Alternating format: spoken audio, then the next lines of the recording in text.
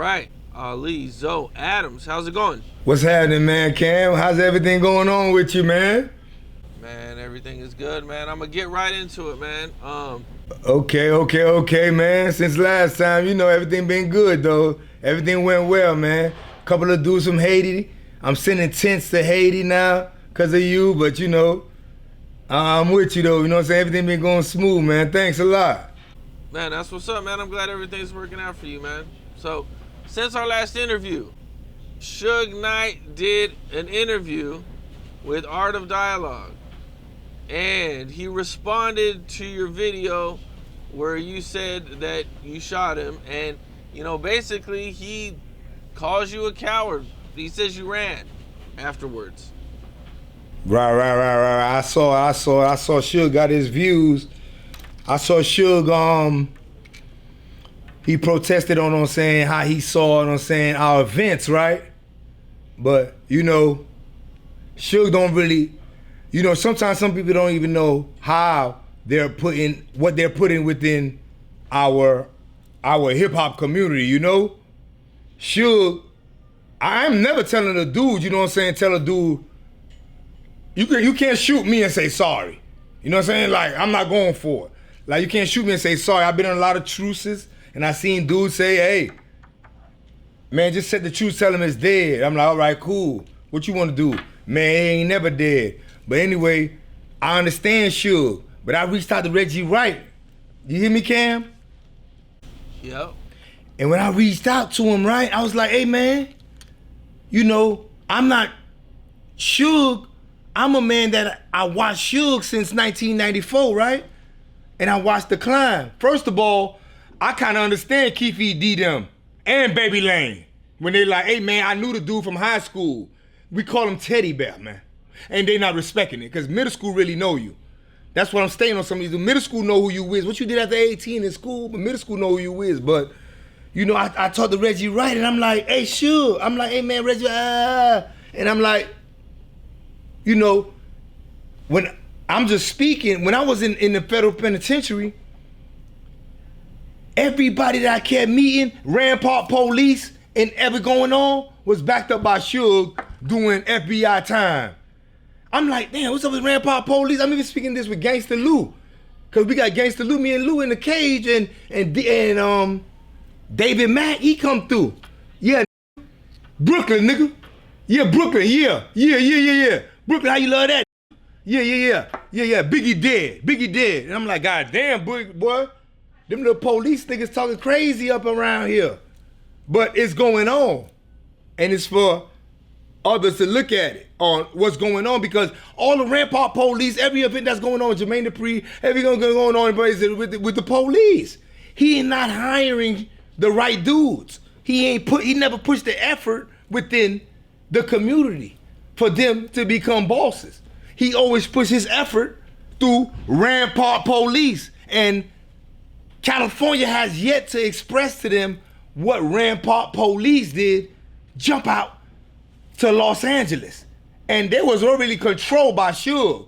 But what the New York and the Southern did to discipline the dude, and everybody started with him, and like Snoop owning death row, does he understand what state of mind he's in today? Why not fight something? When I reached out to Reggie Wright, I'm like, hey, tell Suge, man, I ain't on that, but I mean, hey, let's kick some money. You know money. Your face, no money. Hey, that shit we went through COVID, that shit was hell. Man, they gotta pay reparations. They got cash. Man, it was hard for a dude to survive. Tell him, man, I said, put his face on reparation, man, for the inmates from 21 to 24. Let's eat. Get everybody a petty ass, you know what I'm saying, $6 million. We gonna say, boy, we with you, where we can go from here in the virtual reality. And I'm telling Reggie, he like, man, Suge really, he cooped out. I'm like, in California, loving that culture within cooped out. He like, yeah, they squabbling and they on that and they trying to take it back to the essence. I'm like, all right, cool. But I see Harry O at the White House, and I talked to Harry O. He got the White House and he got him budgets. When I talked to Harry O, he said, man, there was a line over there for Trump. So I'm like, Suge around here talking about all this Debo and D-Bot. You ain't did nothing but back the Rampart police. We talked about it. The New York laced me up. I'm like, that is true. I tried to see the blog and they're like, man, it's cool. But one thing about the dude Suge, we always express what it was because we went through a lot of different things within hip hop because we had to educate ourselves, publishing, writers, a lot of, you know what I'm saying? Different structures of deals, you know? And his tone wasn't bad to me because I know what Los Angeles was. He had to bring it away, but I'm talking about today, 2025, man. Come on, man. I mean, Suge was a very feared person at the time. Fear is one thing, but how to make a dollar is another. And for your community, if you're for a community. And it's like, well, I'm trying to tell you, when we went through COVID, man, our vomit, man, dudes was dying right, left. We can call reparation, man. We supposed to be living like that. And Suge faced good to get everybody some real money. We in virtual reality, we need some real toys. Even prison needs some real toys. You're gonna be in there, you might as well get some real toys. Shit, your ass ain't coming out, you ain't gonna beat them. So stop. Get the fatty and look up for the boys and operate that bitch yourself. That's what I was on. Since our last interview, you know, Big Meech and 50 Cent have been going at it heavy. Well, more just 50, you know, came out and said he was doing a third-party cooperation, man. You know, what was your thoughts on that whole situation? You know, Cam, that situation right there, it done took hold of hip-hop and understanding how to look at it. You know what I'm saying? Everybody got their own understanding, right? And it's like, it's a big understanding because this pinnacle situation is gonna dictate how we deal each other past the G code and everything we went through, because now we have blue collar people within our G code and they're reconstructing it. And it's like, what is it today? But what you saying, Cam, I get it, right? What you saying, and within that is like 50 Cent, he speak a terminology sometime on banking, asset value, you know what I'm saying, equity, you know what I'm saying, appraisal. He's speaking on banking, how to look at things, right? And it's like, if I look at things, that dude, Rick Ross, did a song called Big Meech and Larry Hoover. Within that song, man, I think I looked it up, man. Spotify said they did 56 million. Apple say, man, he ran the numbers up like 60 million. Pandora like 70 million. So I'm stating like, I talked to Meech. To take the long ride, I talked to Meech, right? Me and Meech chopping it up. And Meech actually, within our culture, see Meech today, for me, Meech is like, these young, like, they don't want to hear that no more. You have money, you had all the cars and the bitches. Nah, we want to hear you talk. Because Cam Capone gonna judge me how he want to judge me. Cause my dog gonna judge me how he want to judge me. Cause my dog Mo saying Cal gonna judge me how he want to judge me. You feel me? My LT from North Miami gonna judge me how he want to judge me. But he want to hear me talk.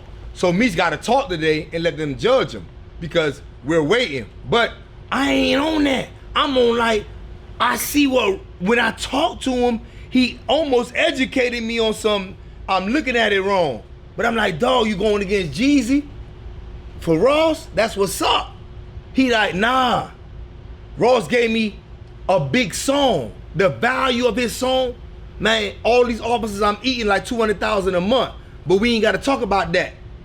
It went like number 56 on the billboards.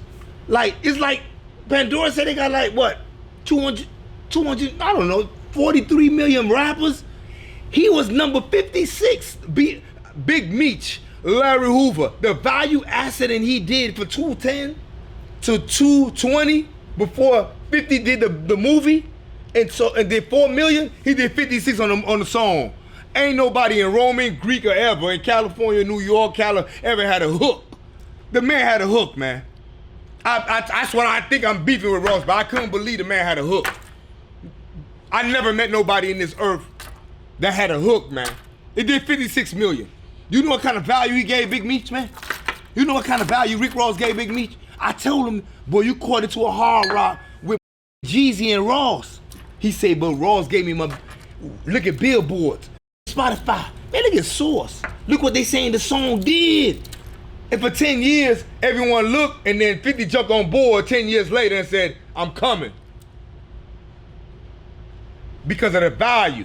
Now the liquidity, 50 might got the liquidity because he might gain a little bit more, but them man, what happened? Man, them in Atlanta break bread.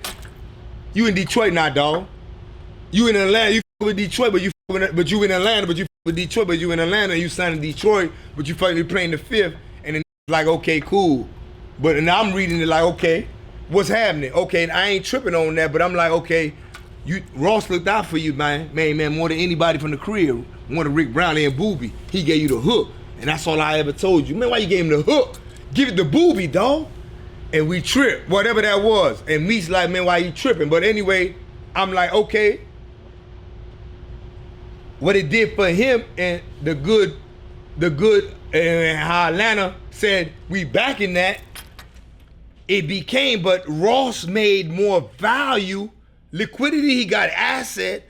Ross created more value asset on banking finance. He created more worth and wealth for Meech at the end of the day, for him, for everybody to say, man, you go to Good Morning America, boy. You number 56 on the Billboard charts at a hook. There ain't nobody get that style P for what doing it. They got at my man Ross, because they know Miami back him. And we cool. And I went at it with Trick them. When Trick them went at it with Ross, with Trick Daddy, I'm like, oh, you know what? Trick Daddy, you told a real dog to change his name. You can't do that. He said he got it from a gangster. Until then, you wrong. You can't do no shit like that. He said it's Trick. There's a difference. So I stayed back when Trick holler. You feel me? Well, you mentioned Rick Ross. You know, what do you think about 50 and Rick Ross?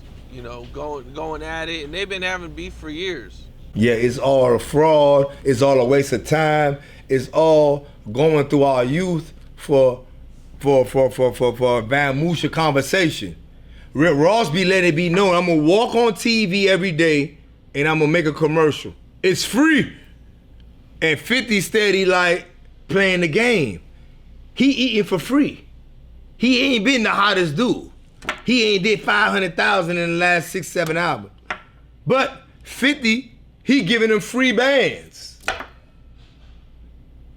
I wish he get T.I., but yeah, you know? All right, Ali, man. So, you know, I know, you know, you have a really big history in hip hop and you knew a lot of people. Did you ever come across Jermaine Dupri at all? Jermaine Dupri. That's an odd name, man. Jermaine Dupri, man. Jermaine Dupri. You know, I know Jermaine Dupri. I knew of Jermaine Dupri back in '93.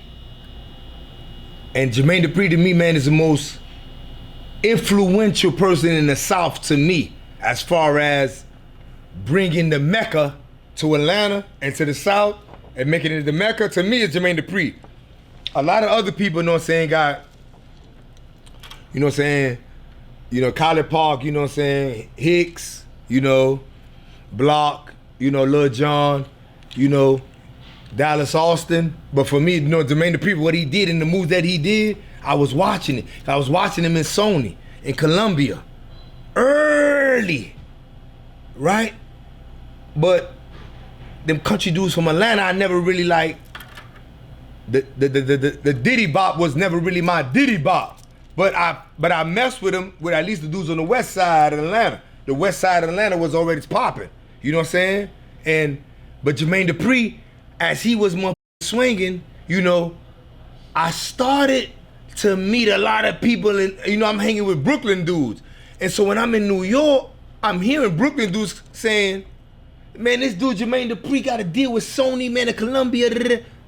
Yo, these Atlanta dudes, they got New York Yankee hats, They got man Timberlands on, faking good. They ain't New York. They ain't with it. But I'm hearing certain Brooklyn dudes yell it, and I'm seeing Jermaine Dupri culture. I'm loving it because I want to bring it to Miami. He got writers, Sam Garrett, Dream, Emmanuel. He got Brian Cox. He got writers and he got all these, and a shift happened. All these A&Rs was going on in New York. Jive, Virgin, everything. And you know, Uncle Luca and Jay Prince, they were really on some, to me, they was on some, on some state time. Jermaine Dupri was on some southern time. That man, I used to see Jermaine Dupri everywhere. Jermaine Dupri was like my man, you know, like he with me. I go to his Halloween party. I put on a Harvard gown, cap and gown. I roll up a paper and walk in there. I'm like, what's happening, boy? I walk in there, Jermaine Dupri say, get that man that 20 grand, man. He won. Like, I fuck with him, you know? And I seen A&R's dude, Shaka, who had Ludacris, Lil Jon, Crime Mob. You know, it was a hard time in hip hop. You know what I'm saying? Crime Mob, Lil Franchise Boys, you know what I'm saying? Yin Yang. And you know what I'm saying? It was a lot of nucleus going on. You know, T.I. took it over when he said, man, I'm the king, man. Scarface, I got this. Trap, let's ride. But before that, Jermaine Dupri, you know, and other people too, you know. Colin Park, you know, what he did with organized, Rico Wade, what he did with organized wars was amazing, man. You know what I'm saying? That man was amazing what he did with Rico Wade because he brought a street angle. You know, Jermaine Dupri was a little commercial, but I'm speaking of what he was in the bureaucratic offices doing in Sony, because if it ain't Sony, Warner Brothers, and the Universal, he was making sure he come back home. And now he had clues. I seen teams, writers, producers, filmmakers, and everything. And the culture did it on its own. Everybody was doing their own thing. Like they say, Jermaine Dupri ain't worth nothing but 2.5 million. Dude be tripping. He had Janet Jackson. We be at Katana eating everything, you know. He in the strip club, you know, Jermaine Dupri, you know, his dirty dick ass. He got 2 girls pregnant. You know what I'm saying? And Janice is royalty. He got 2 strippers pregnant. This his shout out, man. He was so hood, he went at Suge and everything, told him, man, you, man. He'd be like, man, he ain't getting nothing back. He need to stop. Like, dudes died on Suge tip, but they never gonna write about Jermaine Dupri and the push. That man ain't care about nothing but the South, what it was going down on. And with Jermaine Dupri, to me, you know what I'm saying? I had saw his model because I was with the Brooklyn that was yelling what he doing, and he was really on his own, walking, label by label, changing, because joint venture deals happen. Before P said, man, full independent, joint venture deals start happening. Like, what's that? Boy, I got joint venture with Chris Cross, I got joint venture, you know what I'm saying, Jagged Edge, I got joint venture with Brad, I got joint venture with it. I'm like, for real? Yeah, okay. 50-50? Yeah. So, you know, but he doing this finicky thing with Mariah Carey, you know what I'm saying, doing, you know what I'm saying, he bringing R&B, really king R&B, and he want to be respected as the producer of Korean R&B, but I'm like, you're bringing something to the community where there's a culture. You feel what I'm saying, Cam? I hear you. Yeah. You mentioned T.I. You know, did you ever, you know, hang out with T.I. during that time or no T.I. during that time when he was kind of coming up? T.I. my man. T.I.'s flow through. T.I. straight project dude, man. Like, T.I. gotta be commended. Like I had just said before, T.I. God bless his dead Clay, his man, he went around asking Jay Prince, you know what I'm saying, a lot of dudes in the South, Mississippi, because you know, for me, I always thought Jackson, Mississippi would blow first. Birmingham. I always thought Memphis would blow first, but Atlanta did it. But anyway, there was our cousin. I thought them country couldn't do it. Them country wasn't on that. Them country was swinging, but they was accepting Lil Bruh by Miami, and it was love. At least for me, I'm giving good guidance. You know what I'm saying? And Tip, you know, he went through his little shit with D4L, Shorty Low them. If he really from the west side, I'm seeing chastise him. His grandma really stayed. We cool. He posted. Damn, he sold some dope. So he had went through that. So he had went around with, God bless that Clay, Snake. You know what I'm saying? Jeter really stayed out of shit. And Snake, my man, me and him did a bunch of people together. Trierville, everything. You know, we did a bunch of deals together. But T.I., Toomp is really, Toomp took me to it. Yeah, Toomp took me to it like, man, we're gonna say T.I. the king of the South. So he went to a bunch of gangsters. So he hit me in Miami, I'm like, man, he good. He gonna say he king? Cause Scarface was him. But Tip, what he did for trap. When he said the South, we on trap. Bass, butter, and blow. Heron coming soon. In the back is AK. You know what I'm saying? We got motherfucking to watch out, man. You niggas from up north cannot carry assault rifles and AK-47, AR-15. We carrying it to protect the trap. I was like, hey. Man, Rubber Band, man, we talking about something that when Tip did it, and T.I. dude I fought with like real long way, like, you know? Cause he be tripping, you know?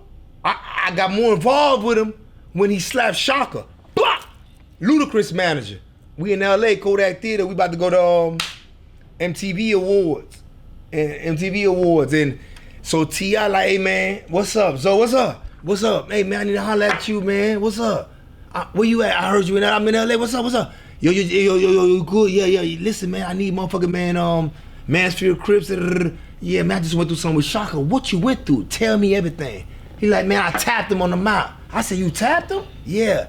You tapped him? I said, Luda gonna be tripping. You know, Luda gonna call him Lil Blood and they with him. He like, that's why I call you. I'm like, okay, we gonna handle that. You know? And everything went smoothly. He went out to the club. He went through. He walked up to Shaka. Shaka like, man, he understood. Pop. But anyway, on Tip,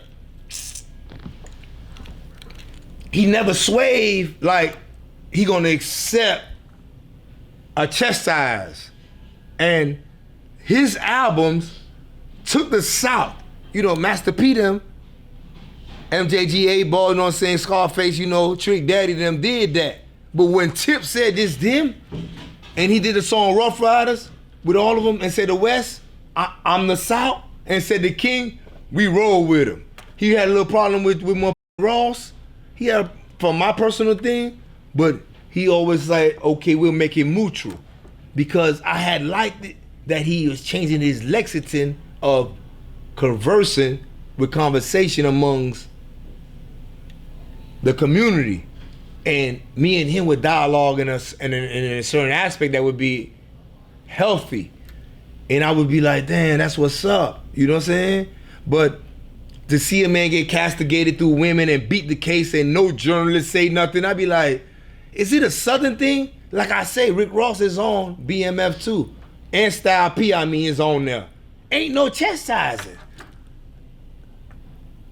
I'm in jail. We got to take the beef about this Rick Ross and Larry Hoover shit and die the noise. But I'm like, man, what's going on? Since our last interview, a real popular guy from Zopound, Macazo, you know, came out and kind of has some words for you, man. You know, what was your whole thought on that? You know what I'm saying? And, you know, do you have anything to say about, you know, what Macazo came out and said? I had let it be known that in Haiti, they need tents. In Haiti, I've got with, you know what I'm saying, a lot of people within the government, and they talking about putting a man in power. And I'm like, I'm gonna stand next to you now, and I'm gonna tell these deportees, because they either from New York, Bronx, Miami, you know what I'm saying, you know, Atlanta, North Carolina, Connecticut, and I know of them, or they know of me. And they telling me, hey man, talk a little bit more on Haiti. And so this is the focus, because of getting deported, and I'm trying to prepare life for the next life. But podcasts seem to want to energize young to think in a manner when a man gonna get deported. I'm like, hey man, we might as well go ahead and do this in Haiti and let it be known. They got gold mines, everything. I'm not with Wyclef no more, man. I'm not. He stole money. He did, and he made sure my dog that he ain't say nothing. Ain't no telethon, ain't no nothing. All he worried about is making sure Lauryn Hill perform. That her son, her daughter, and everything, and Miss Lauryn is the best thing going for our black sisters with an education of words. But Clef, they caught you stealing, and we went to Haiti together 2 times, plus a video talking to kidnappers. And so I'm using my street. Them locked up. But anyway, I'm on that. This is what I'm on every day. Haiti, Haiti, Haiti, Haiti, Haiti, Haiti, Haiti, Haiti, Haiti, Haiti, Haiti. I gotta make noise on this podcast thing. It's impossible for me to continue it because I don't respect it. But at the same time, I understand my quest. My quest is Haiti. Within Haiti, I make sure I talk to my deportees. The people that are writing it there. I know I started 5,000 podcasts. I was just with Jim Jones, man. Saw him, you know what I'm saying? He like, boy, you started a bunch of podcasts. I read, they like, you started 5,000. A bunch of dudes don't told me. They working out because of you. Fresh TV, man, all these things on the podcast, they coming on you. The shorts, they coming because of you. You gotta keep it in the right perspective. Now, I'm gradually like, nah, we gonna do this step by step because we gonna do it my way. Because I did not suffer in prison. I did 9 magazine covers. I'm trying to figure, I saw all of you. It don't matter who, I saw everybody. So it's like,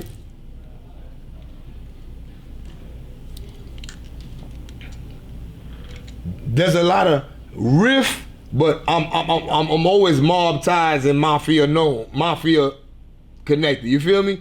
So all my mans in there like want to see neutrality. I'm with them, and I'm trying to create something healthy. You feel me? But I'm not pushing it. I got issues.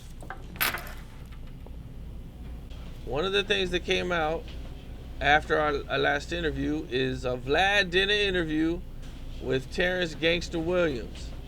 And he said that you guys had to go talk about the Lil Wayne situation when you guys were in prison. Yeah. What happened from your perspective? You know, Nah. He said it looked like you was. He said he wasn't on that no more, but he said when he ran into you, it looked like you was still on that. Nah. It was about to go down. Nah, never that. You know. He said you had Haitians everywhere. Nah, never that. It's never that. Nah, I can't say. You know, I went to a lot of different prisons in different states. Me and him was in Florida. When you in Florida, I have a different wall. I got a different wall around. I'm a little bit more comfort. I'm a little bit more understanding structure. And he was there, and when he was there, I'm like, boy, he in Florida. So I'm not tripping on something like the Wayne shit, because it was ongoing about things I did back then, and I'm no longer walking around 100 and, I'm not walking around 120 deep no more. You know what I'm saying? Mobbing, trying to buy every goddamn bottle in the goddamn back. So, you know, he was home. So, you know what I'm saying? I'm like, but anyway, besides home, I still went to go see Food Solo. Like, what's up, gangster? What's happening, boy? You good, boy. They flip? Boy, baby, them flip? Nah, they good. I holler. Oh, they do? Yeah. Boy, I heard about Wayne. I say, check it out, though. Yeah. You gotta know the whole thing. If you don't wanna know the whole thing, I don't really wanna speak on bruh. But he more little brother to me than you. I need you to understand that. And he was like, oh yeah? I say, is that part? He said, but I'm the gas. I'm hot boy. You know what I'm saying? So I'm like, you wanna hear what happened in the 2000s, or you wanna tell me what happened in jail while I was on the streets? So, you know, he kind of with me, and he like, man, I with ba. I'm like, oh yeah, that's my man.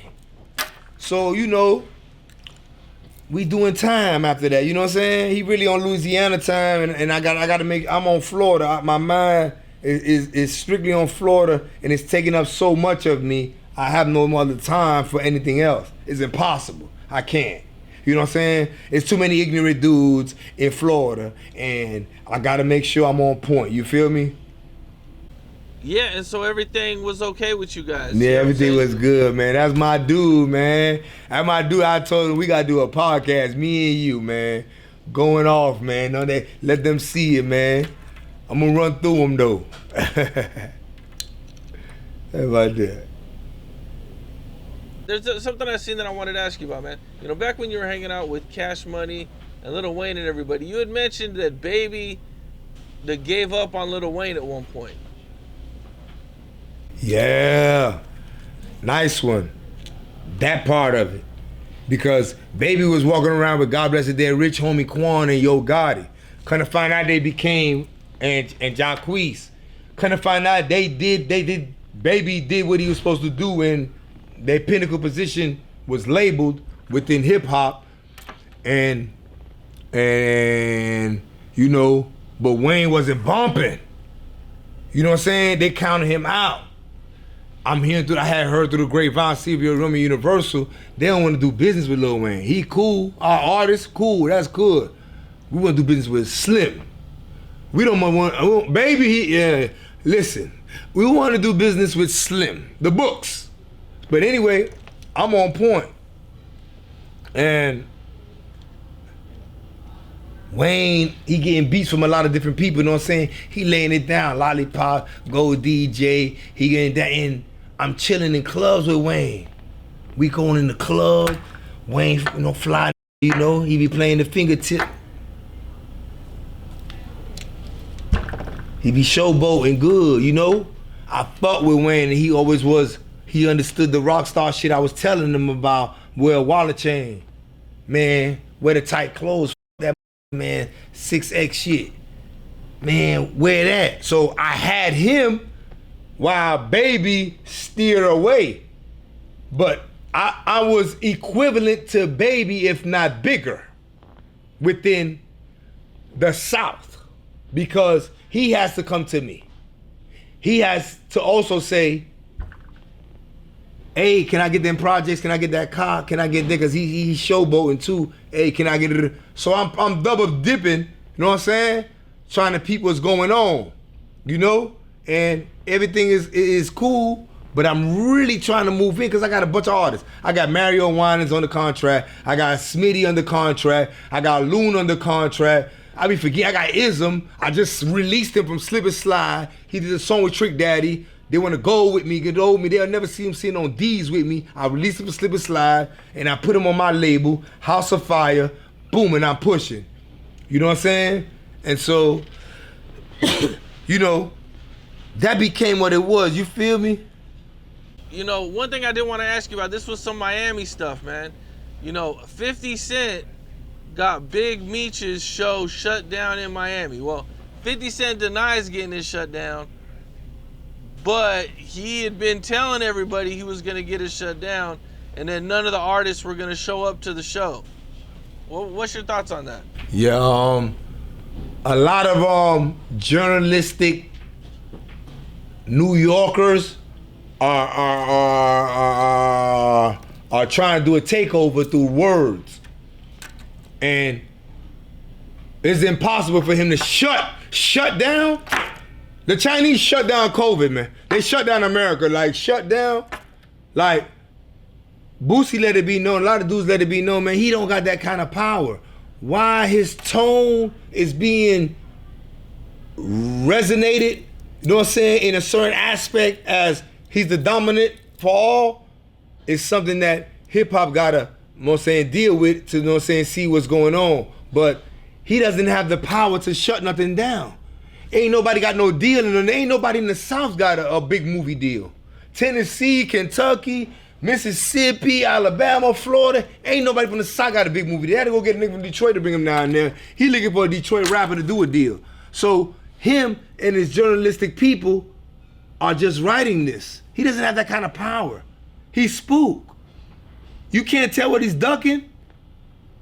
I mean, you know, I'm just watching, bro. I don't really know. I've never been to Miami, so I don't really know how things work out there.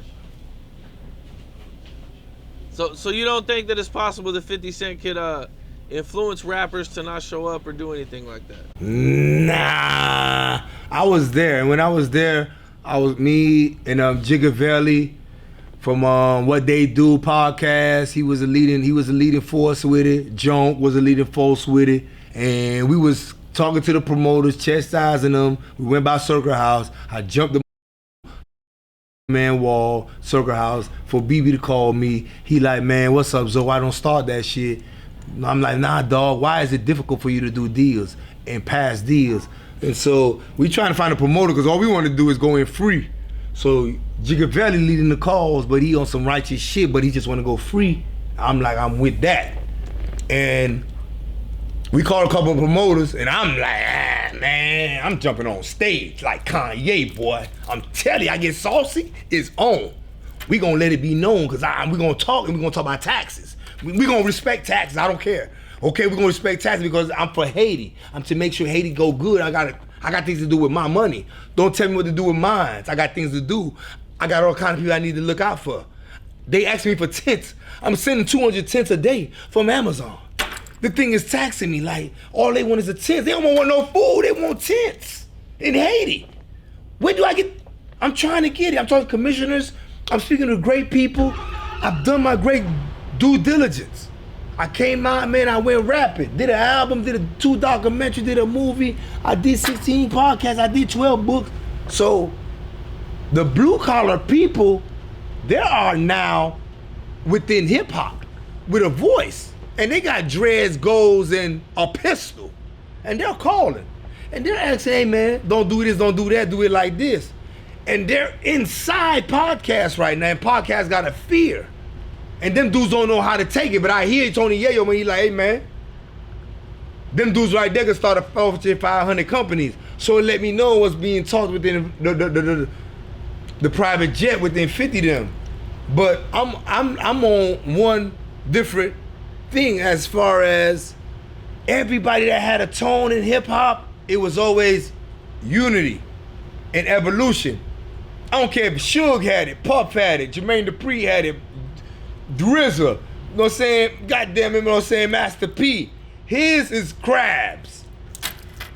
Straight, how do you become a big crab?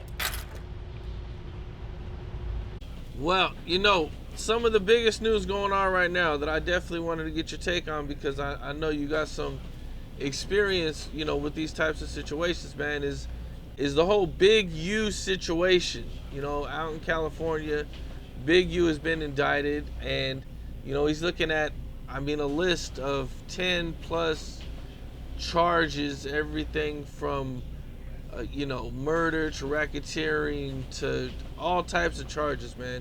You know, what was your thoughts when you seen this news? Man, it's something going on right now within hip hop with the word police, right? And I'm having a problem because I've been within the federal system and I watch a dude come tell me, hey Zo, that nigga that's snitching on me. And I say, hey, yeah. And I'm like, hey, I'm watching to see what's going on. So this dude like him. That bitch ass gonna send me home. So I say, oh yeah. So I say, man, work the dog. The whole unit is behind you. You gotta front line and go. And we gonna go. But he's not built for that. He's wrong and he's wrong. Right? And I'm glad today with Big U, Brick Baby, what's going on is that, like I said, these blue collar people and they correction officers, a lot of them police, day in podcasts, and content is reading off what to be and what not to be, right? So to me, the G code is being rewritten within blue collar and the streets amongst one as black people. And I want to see what happened. I want to see what happened to each person, because I see Big U was roughing it off all the way trip.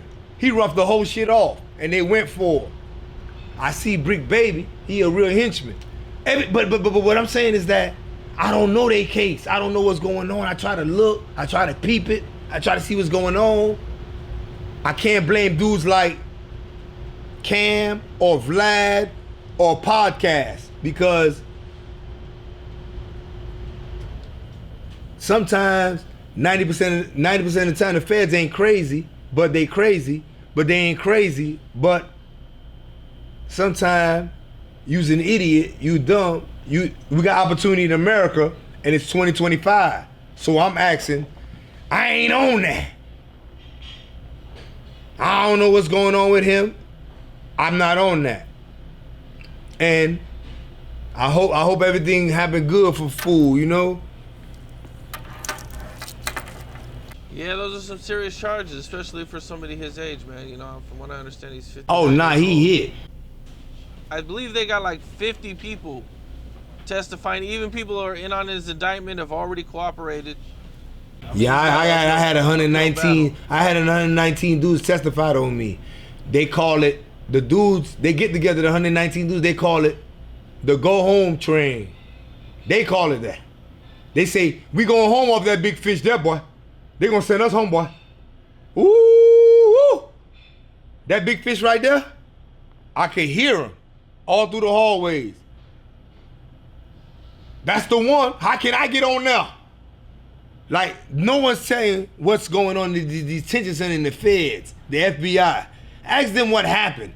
These dudes is taking a dude locker, taking information. This shit is barbaric, yo. Shit. Well, you know, I wanted to ask you a little bit about, you know, some of your story and everything that you've been through, man. You know, I believe there was a store that your mom had at one point, or a supermarket. Yeah, my mom had a store, man. And from 1996 to 91, that's a good one, Cam. That's a good one. 1996 to 91, because the culture within the store, right, was that it was just, it was a crack epidemic, right? And it was a bunch of crack dudes just in front of my mama's store on 183rd. And you know, but, you know, my life really was like different, you know? From everybody's life is different, you know? But my life was like, my mama defended everybody at that store. My mama been to 3 different trials. And all 3 of them beat it in front of the store. Ain't no police ever come in front of the store. I had it good. So all the dope boys in front of it, I ain't spam. Because my mama was doing it, was just me and my mom. I gotta come open up the store, make sure she good. I'm behind the register. I'm protecting my mom. So I make sure all the dope boys in the front, I steal all their money. I take their money. They say, man, hey, you little motherfucker, I know you got my shit. Ah, man, I was a little nigga. Man, And I had their money. 1,200 going to motherfucking school. 3rd, 4th grade. Ain't nobody elementary gonna say, man, he was rich. In elementary, he come to elementary with nothing but money.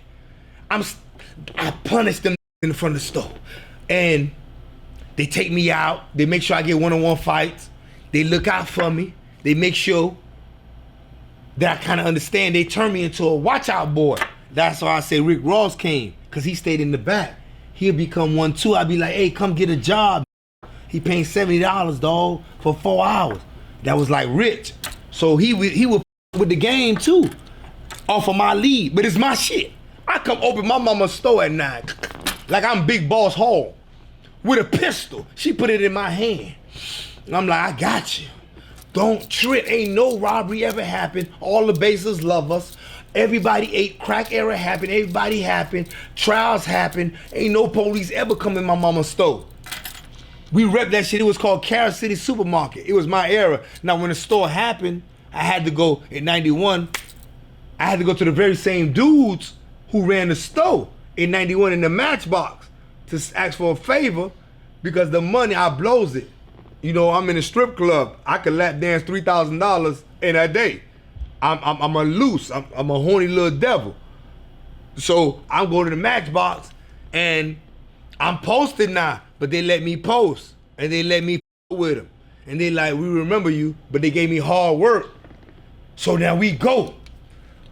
I go to the Matchbox 91, he said, well, where we going? I'm like, where we going? I'm taking you. He took me, I don't know about, he took me to Pensacola and Scambion Projects, Black, Tremaine, Jesse, Red Boy, Flint, Geechee, Pusiski, all them boys in motherfucking man Pensacola.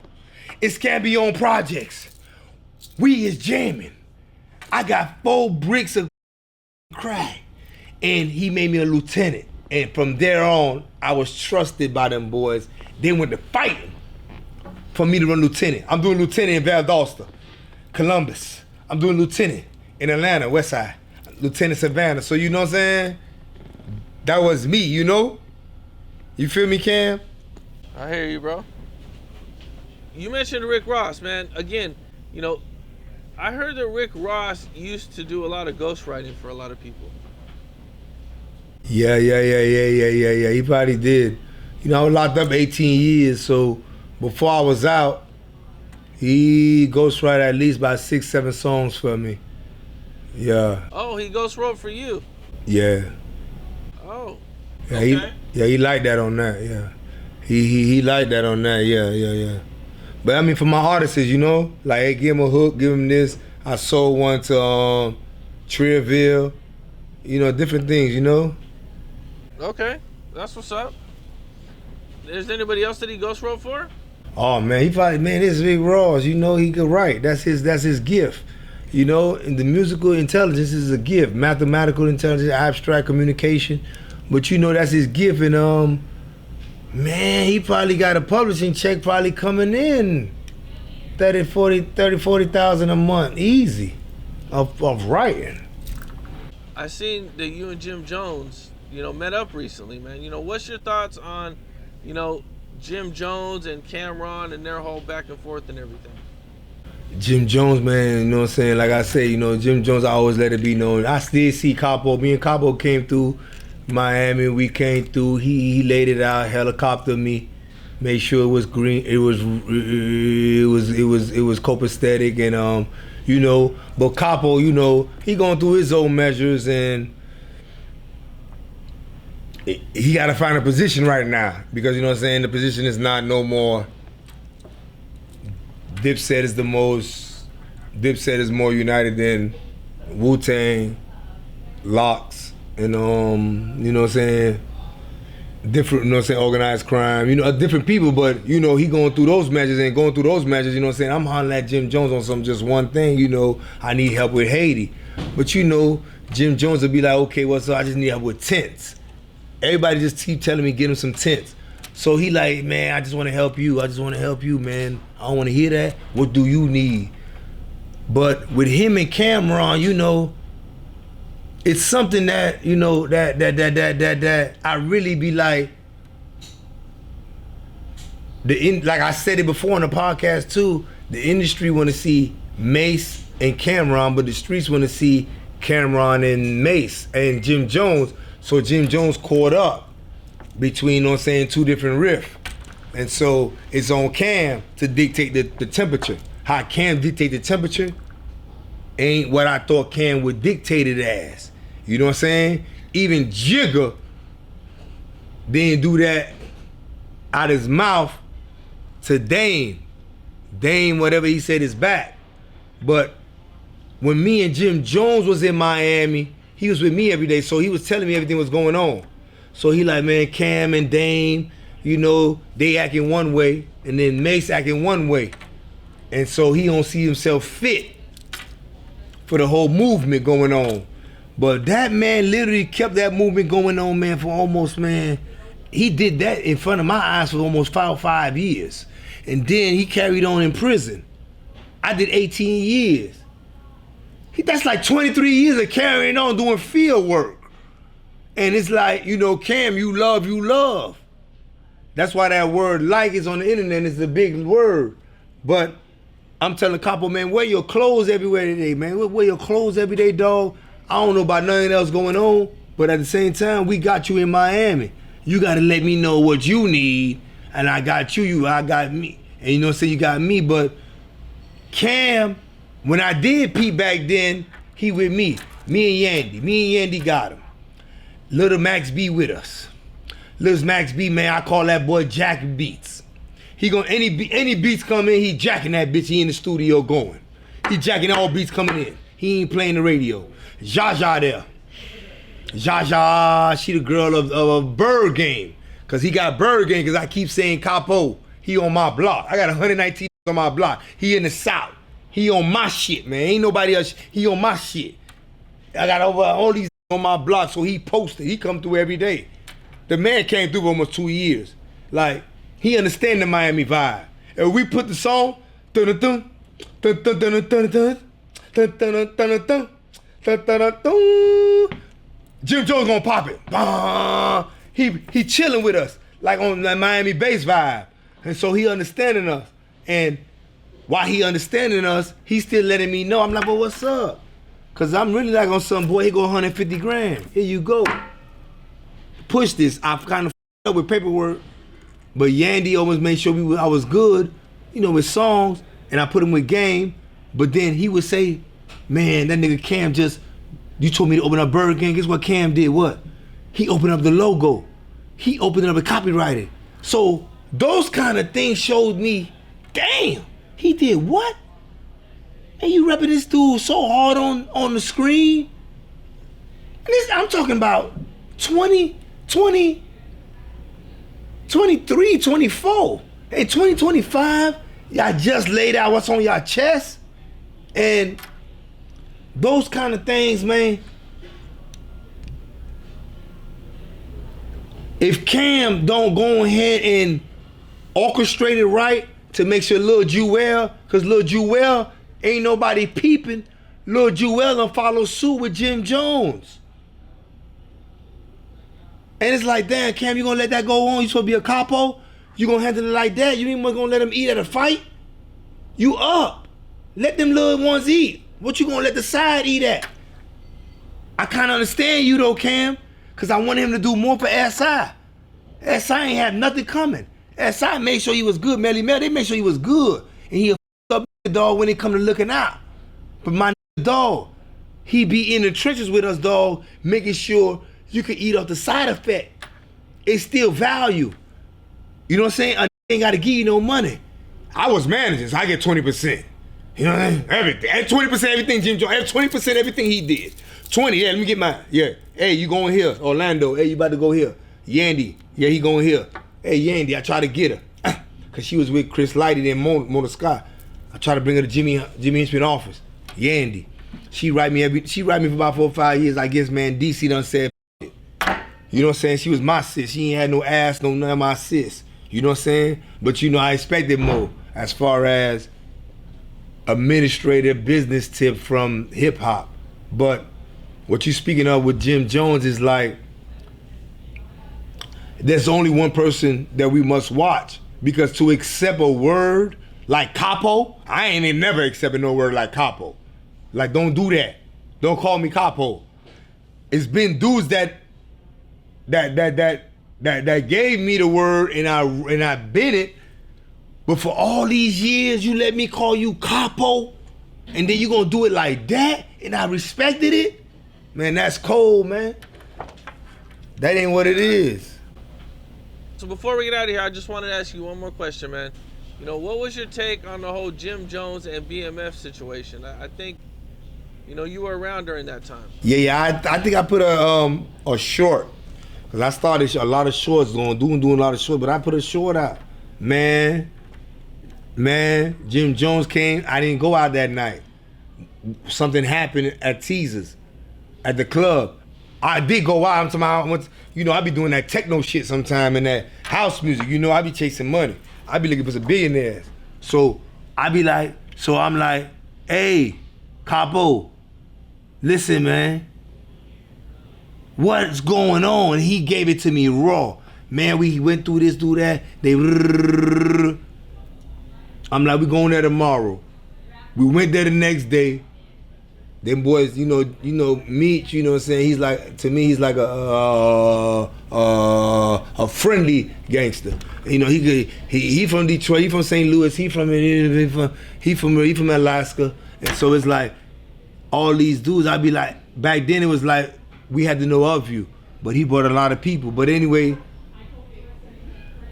he hit me up and like, what's up? I'm like, hey, what's up with Capo? What happened with Jones? He with us?